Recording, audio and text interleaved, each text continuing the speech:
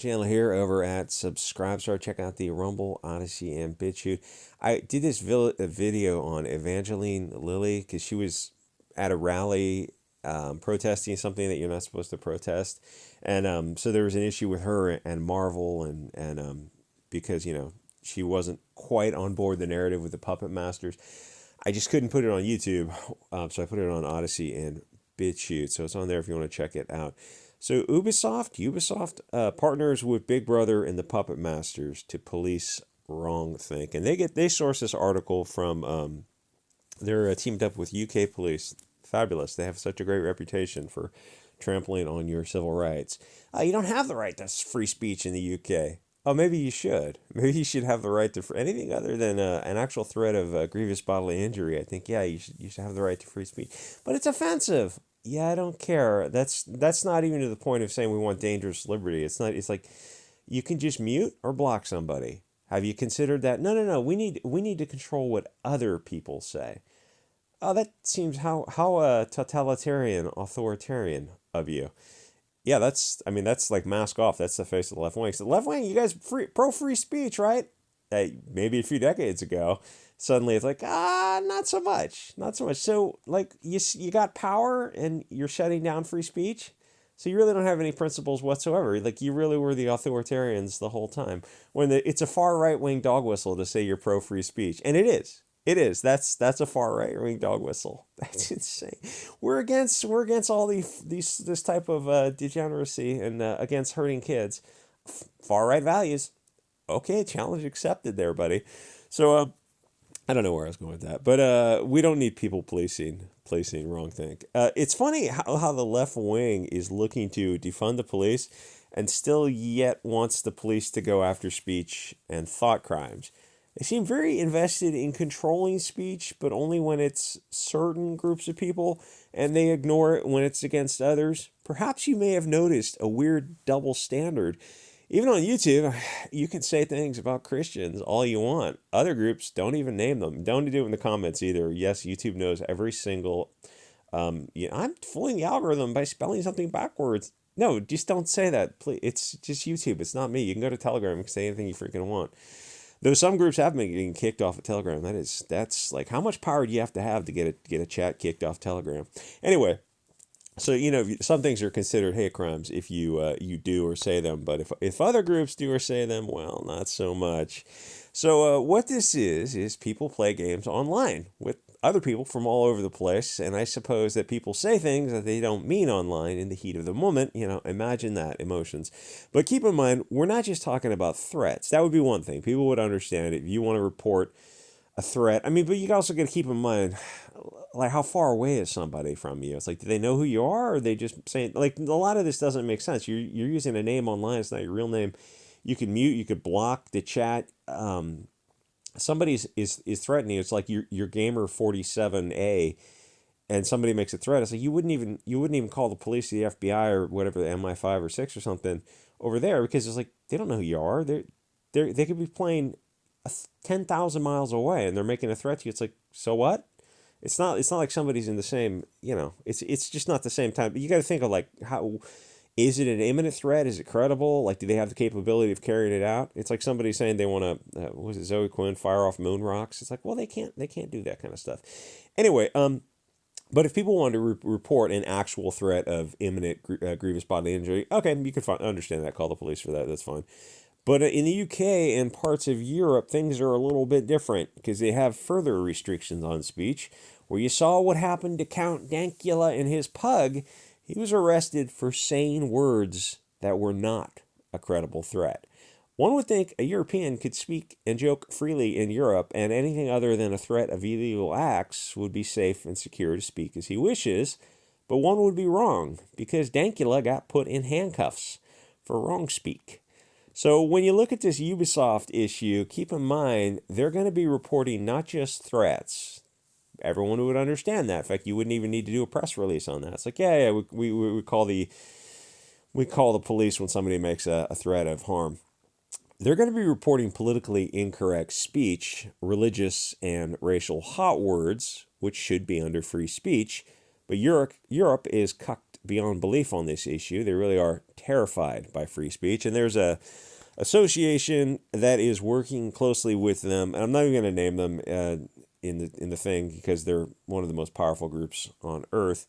So they're closely partnered with the video game industry to prevent people from thinking wrong think and speaking wrong things. Like we're talking about during video games, or somebody uses a slur. It's like, why I firmly believe you should be free to say anything you want on social media, on video games.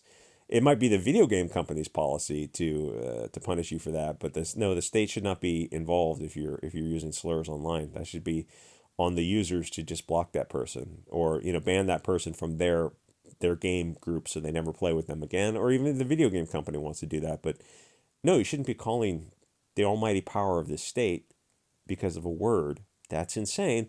But there is this group that is working with them. Maybe it'll pop on screen in a second. Don't say, you just really can't say anything in the comments because it's like this kind of stuff will just it won't even get you a strike. It would just get the channel yeeted. So admittedly, the value of those kind of epithets, I will give you that. The constitutional laws talked about that kind of stuff. It's, at least over on our side of the water, it's pretty low. That kind of speech is pretty low.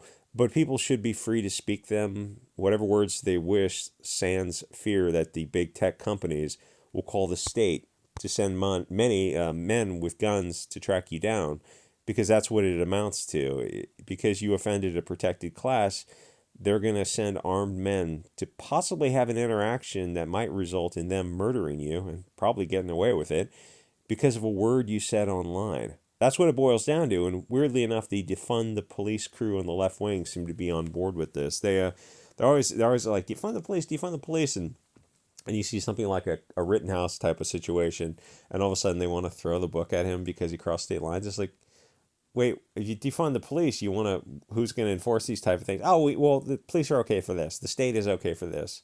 Like, which one is it? Should the guy, you want rule and order, law and order, or not? It's like, they don't. Like, a lot of these people are just stunted, emotional children. We're, like, they're really anti-state, except when it comes to like a free speech issue, because suddenly they start getting nervous because the left wing can't have a system like socialism, Bolshevism, globalism, whatever you want to call that left wing group. They can't have a system with free speech, which is why like stand-up comedy in general, movies, everything is slowly grinding to a halt because it's the paralysis of analysis. But the analysis is having these political commissars standing over their shoulder, telling them what they can and cannot say and what they'll get canceled for on Twitter. And like nobody's stepping up to stop any of this kind of stuff. Every once in a while you have a Count Dankula, but I don't know when he did that. That was a few years ago. I think that was like you think of everything like pre and post Trump in 2016. I think it was then.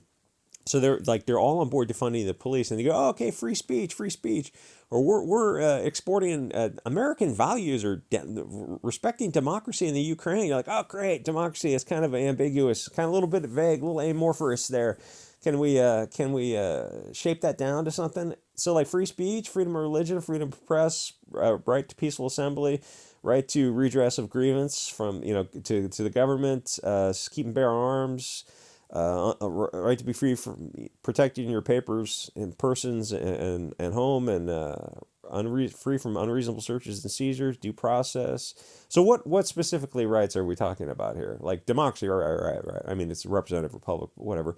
So what rights of democracy? Like free speech, free religion? Because in Ukraine, Zelensky shut down the churches and the press. Oh, well, he's just temporarily removing liberty. Yeah, that's not the way the right works. I mean, that's like the most important time to have your rights. Is if someone can take them away during an emergency, then they'll create emergencies to take away rights. I mean, that should be pretty obvious. So, like, specifically, what rights are you fighting for? Democracy across Europe. Like, you don't value free speech, freedom of religion, free press, keep and bear arms for sure, or any of the other rights. Like, you just value a totalitarian state because the democracy will vote themselves in bread and circuses until they vote themselves into socialism, which you don't vote your way out of. Obviously, it's like history repeating. Is all this related to all this is related to this video game? Yeah, pretty much. I mean, if you don't have free speech, everything flows from free speech. Everything flows from free speech. You have a right to think, like the least restrictions on free speech as possible should be what is what goes on. But people are realizing, like, you really look at the left and you realize, oh, they really can't have free speech. It's not just that they're offended by it, they don't want it. They have bad ideas that don't withstand the harsh, disinfecting sunlight of that open marketplace of ideas. They can't. Why do they censor and deplatform so much? Because they have bad ideas that when someone offers a rebuttal, they can't then counter that rebuttal because their ideas are fundamentally flawed. Like everything they have is some bizarro theory based on things that have been carried out into practice and have failed every single time, resulting in well-fertilized fields, if you know what I'm saying, bone gardens, like hundreds of millions of bone gardens. And we're at this position where, oh, we want to do these things all over again, but before we can do this, we need to restrict your free speech even more and more. They're like Ireland is going through this now. They're trying to peacefully protest. Right, one of the 5 subclauses of the First Amendment, right to peaceful redress of grievance and assembly. And the Irish government is doing these things that the people don't like, and they're trying to say, oh, well, we'll just make your assembly unlawful, and we'll make your speech hate speech, and we'll ban it. So you're saying, so you've just enslaved us. If we don't have the right to peaceful protest or redress of grievance, then we don't have any rights at all. And all that stems from the right of free speech, which goes to free thinking. It's like, yeah, this is 1984 carried out. Like, I mean, half the videos I make touch on this in some way or another. They will take the rights away from you that you don't fight for, whether here in America or in Europe. Like, oh, we just assume, go past 100 years, UK, England, they just assumed they had free speech, and you go, yeah, so where's that written down? Oh, well, it's subject to, yeah, it's not written down as a right derived from God, that the government, it's a restraint on the government. It's not a right granting you free speech from the government. You have these rights from God, or the Bill of Rights is restraining the government. Like, you guys really need something like that. In America, like, eventually, I mean, the Constitution is just a piece of paper. There's no magic. There's no magic paper. Like, there's no magic other things. They will eventually take it away because they want to, and there's not enough people who want to keep it going.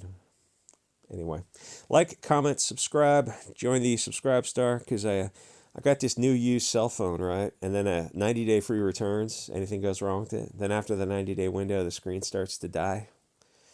Sons of bitches. You sons of bitches. It seems like everything you buy from tech and tech companies, it's like they really want you to buy that extended warranty for, $20-$30 a year, because it's like the companies are getting shady now, and like products made anywhere are kind of getting shady now. This stuff is just, it's like things are slipping. Things are just kind of slipping into like kind of a second world kind of vibe, where you have to buy insurance on everything you buy, because the stuff that's being manufactured is going to have product defects and manufacturing defects, because they're just not made like they used to be. It's like, why is that? Why are things made in China if they're so cheap and so poorly made? Didn't they used to make these things in America? Could you make cell phones and flashlights and this kind of simple tech in America? Yeah, a cell phone by now is pretty simple tech. It's like, could you do it in America? Oh, we exported all the manufacturing to China. So you're dependent on China. What happens if you have a conflict? Oh, well, I guess we're about to find out. Yeah, maybe. I mean, so if you export all those jobs over there, what happens to people who are going to do those jobs?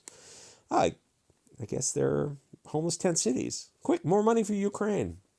You get the idea. All of this, it's all so freaking tiresome.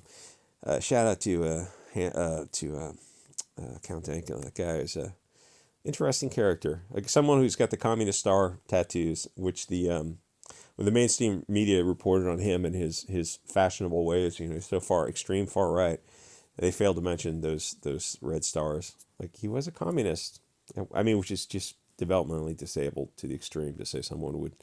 So you look at the history of that, and like 100 million, the bodies. It's the penultimate. It's the penultimate atrocity machine. Like, there's a lot of bodies associated with that. It's like, oh, it'll be different this time.